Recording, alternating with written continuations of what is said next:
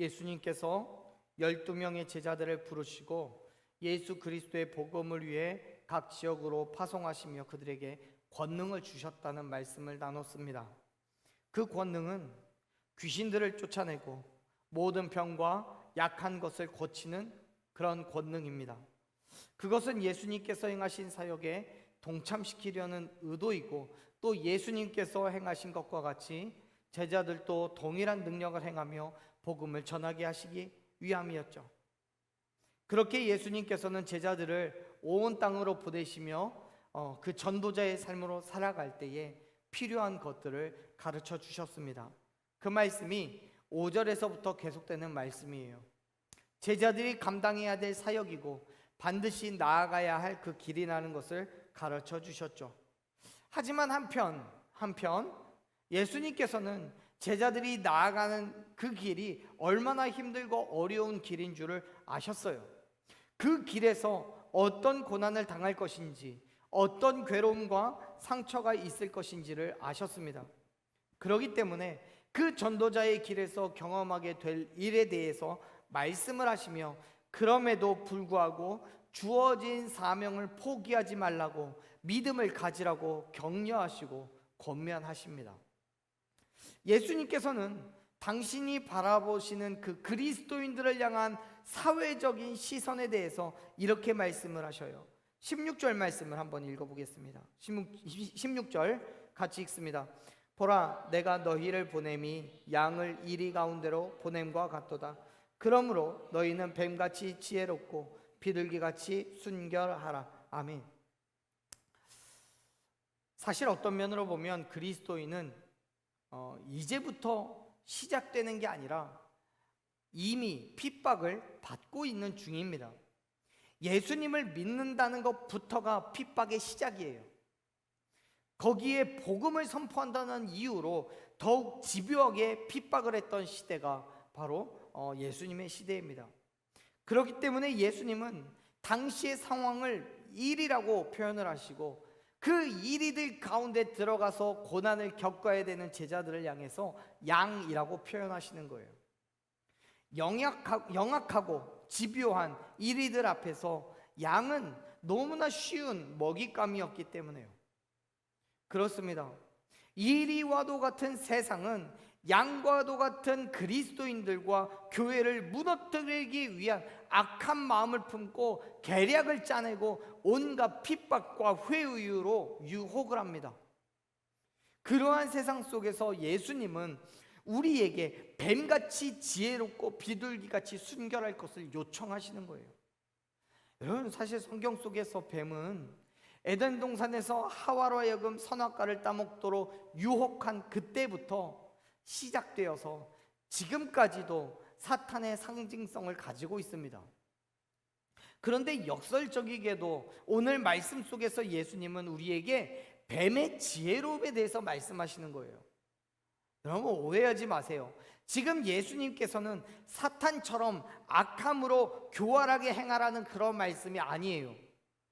여기에서 이 뱀은 그가 가지고 있는 본래의 특징, 즉 위기를 잘 극복하고 임기응변에 뛰어난 그 지혜로움에 대해서 말씀하고 있는 거예요.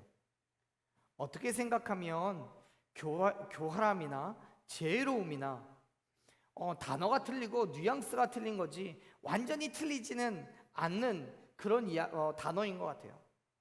그런데 자기에게 있는 지혜를 악하게 사용하여서 남에게 피해를 준다면 교활함인 거고요. 하지만 그것을 선하게 사용하여서 나의 피해로 줄이지만 다른 사람의 유익을 위해서 사용되어진다면 그건 지혜로움인 거예요. 지금 예수님께서는 똑같은 뱀을 비유로 하여서 말씀하지만 그 상황이 다르다는 거죠. 성경 속에서 예수님의 행적을 살펴보면 이러한 지혜로움에 대해서 확인할 수 있는 부분들이 여럿 있습니다. 예컨대 광야에서 40일간 금식한 이후에 사탄에게 시험을 받으셨을 때에 그 시험에 예수님께서는 지혜로운 답변으로 유혹을 이기셨지요. 유대인들이 트집을 잡기 위해서 예수님께 했던 그 질문 속에서도 마찬가지입니다. 유대인들이 예수님께 로마에 바치는 세금 문제에 대해서 질문했을 때 예수님은 가이사의 것은 가이사에게 바치라고 대답을 하셨어요. 가늠하다가 현장에서 잡혀온 여인을 정죄하려는 군중들에게도 죄가 없는 사람이 먼저 돌로 치라는 대답으로 시험을 이기셨습니다. 그게 예수님의 지혜로움이에요. 그리고 그 지혜로움을 우리에게도 가져야 된다라고 말씀하시는 거죠. 어떻게요? 여러분, 어떻게 우리가 예수님의 지혜로움을 가질 수가 있겠습니까? 여러분, 다른 방법이 아니에요. 말씀을 가까이 해야 되는 거예요. 말씀 가운데 있는 하나님의 지혜를 배워야 함을 여러분 믿으시길 바랍니다. 바울은 디모데후서 3장 16절 17절에서 우리에게 그렇게 얘기하죠. 모든 성경은 하나님의 감동으로 된 것이기 때문에 교훈과 책망과 바르게 함과 의로 교육하기에 유익하다고요. 뿐만 아니라 더 나아가서 그 성경이 하나님의 사람으로 온전케 해서 모든 선한 일을 행할 능력을 갖추게 한다라고 그렇게 선포합니다. 보세요. 조금 전에 말씀드린 예수님의 경우만 보더라도요, 예수님은 하나님의 말씀으로 사탄과 유대인들의 시험을 이겨내신 거예요. 아무것도 없는데 예수님께서 즉흥적으로 당신의 생각대로 그렇게 이야기를 하신 게 아니라 하나님의 말씀, 예수님께서 아셨고 배우셨고 읽었던 그 하나님의 말씀을 근거로 이야기하셨고, 그 말씀이 그 사탄과 유대인들을 이기셨다는 사실을 여러분 믿으시길 바랍니다. 여러분, 예수님께서는 어릴 때부터 성경을 가까이 하셨기 때문에 매 순간순간 유혹과 시험이 있을 때마다 하나님의 말씀으로 이기고 승리하셨음을 여러분 기억하시길 바랍니다. 그렇기 때문에 사랑하는 여러분, 말씀을 가까이 하십시오. 날마다 주님과 함께라고 말씀을 드리는 것은요, 다른 의미가 있는 게 아니에요. 날마다 조금씩 성경을 가까이 함으로써 그 말씀을 통해서 살아계신 하나님과 동행하는 삶을 살아가라는 의미인 거예요. 그래서 우리는 매달 날마다 주님과 함께라고 매일같이 말씀을 여러분께 보내드리고 함께 말씀을 읽자고 묵상하자고 하는 거예요. 물론 여러분, 그 일 자체가 쉬운 게 아니에요. 당연히 유혹과 시험이 있어요. 그럼에도 불구하고 말씀은 주일에만 대하는 게 아니에요.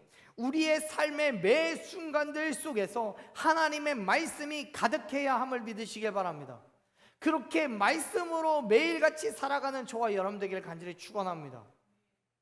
말씀을 알아야 그 말씀을 붙잡고 기도하는 거고요, 말씀을 알아야 우리의 삶을 결단할 수 있는 거예요. 그렇게 뱀의 간교함이 아닌 지혜로움, 즉 다른 사람으로 하여금 시험에 들고 삶이 무너지게 하는 간교함이 아니라 하나님의 말씀으로 내 문제를 해결하고 이웃의 유익함을 위한 지혜로움을 갖기 위해서 반드시 하나님의 말씀을 가까이 하십시오. 그리고 그 말씀을 순결함으로 받아야 되는 거예요. 그래서 예수님은 뱀과 같이 지혜롭고 비둘기같이 순결하라고 말씀하시는 거예요. 여러분, 당시에 유대인들에게 있어서 비둘기는요, 선함과 순결함의 상징이었습니다. 비둘기는 노아의 홍수 때부터 방주에 들어갔을 때뿐만 아니라 홍수의 끝자락에 물이 빠져서 묻이 드러났다라는 기쁜 소식을 전해준 새이기도 합니다. 그래서 성경에서는 이 비둘기를 아름다움과 온전함과 또 순결한 성도의 상징으로 표현하는 거예요. 보세요. 요단강에서 침례를 받으신 예수님께 성령이 임하는 그 장면이 등장하는데, 그 장면 속에서 성령이 비둘기와 같이 임하셨다라고 기록하고 있어요. 그만큼 비둘기는 순결함의 대명사였던 거예요. 그래서인지는 모르겠지만 구약의 시대에 하나님의 거룩한 제물로 드려진 유일한 새가 바로 이 비둘기입니다. 지금 예수님께서는 그러한 비둘기에 빗대어서 그리스도인은 순결하고 정직하게, 그리고 불의와 죄에 타협하지 않는 순전한 믿음을 가져야 된다라고 말씀하시는 거예요.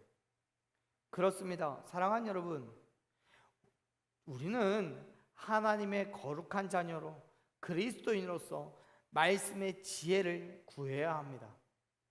믿음의 순결함으로 세상의 불의함과 싸워야 돼요.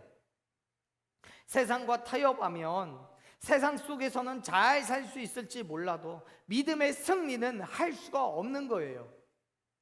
그렇기 때문에 하나님의 말씀과 성령의 충만함을 가지고 지혜롭고 순결한 그리스도인의 삶으로 결단하십시오. 그럼에도 불구하고 세상은 끊임없이 우리를 향한 핍박을 멈추지 않을 거예요. 그럼에도 불구하고 세상은 끊임없이 우리를 유혹하며 넘어뜨리기 위한 계략을 꾸밀 거예요. 그러한 세상 가운데에서 우리가 살아가기 때문에 단 한순간도 방심할 수가 없어요. 예수님께서는 이렇게 말씀하십니다. 17절 말씀 읽어볼게요. 17절, 사람들을 삼가라. 그들이 너희를 공회에 넘겨주겠고 그들의 회당에서 책짓질하리라. 아멘. 우리 성경에서는 사람들을 삼가라라고 기록되어 있는데, 여기에서 이 삼가라라는 의미의 헬라어 단어는 주의하다, 조심하다 이런 뜻을 가지고 있습니다. 무엇